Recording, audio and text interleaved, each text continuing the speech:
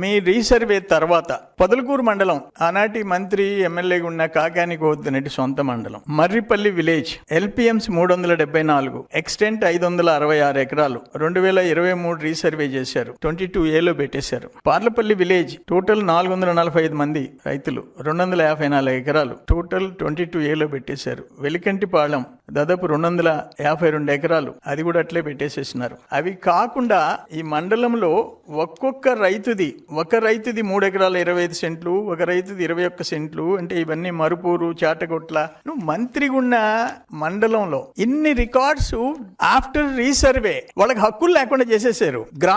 గ్రామంలో కనీసం బ్యాంకులో తనఖా పెట్టుకుని అప్పు తీసుకునేదానికి లేకుండా చేసేసారు. బ్యాంకులో తనఖా పెట్టేదానికి లేకుండా చేశారు.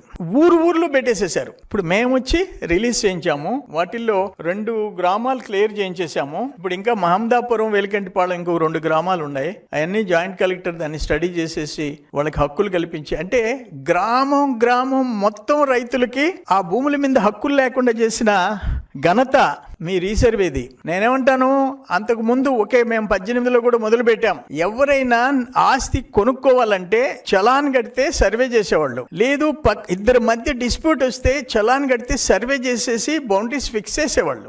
మేమే సర్వే చేస్తామని చెప్పి 100 కోట్లు రాళ్లకు పెట్టి పట్టదారు పాస్బుక్ల మీద జగన్మోహన్ రెడ్డి మా తాతల ఆస్తికి ఆయన బొమ్మలు పెట్టి దానికి కోట్ల రూపాయలు ఖర్చు పెట్టి ఎన్ని గ్రామాలు, ఎన్ని మండలాలు, రాష్ట్రం అతలాకుతలం చేసింది. ఈ రోజు PGRS లో పబ్లిక్ గ్రీవెన్స్ రెడ్రెసల్ సెల్లో ఎంత ఘోరంగా ఉంది. ఒక్క నా కాన్స్టిట్యున్సీ నీకు ఈ రోజు 7th ప్లేస్ లో ఉన్నాం PGRS లో.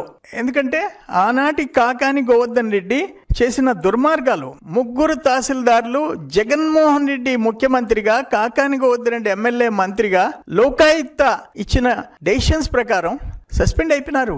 దాదాపు ఒక రెవెన్యూ సిబ్బంది, కింది లెవెల్లో సిబ్బంది ఒక 6-7 మంది సస్పెండ్ అయిపోయినారు. మళ్ళీ మా గవర్నమెంట్ వచ్చిన తర్వాత ఒక తహసీల్దార్ సస్పెండ్ అయిపోయినాడు. మొత్తం సర్వేపల్లిలో పనిచేసిన వాడు 4 తహసీల్దార్లు. వీటన్నిటి కారణం ఏంటి? మీ టైంలో, జగన్మోహన్ రెడ్డి టైంలో జరిగిన ల్యాండ్ స్కామ్స్, భూముల విషయంలో సర్వనాశనం చేశారు మీ చేతిలోకి హక్కులు తీసుకొని.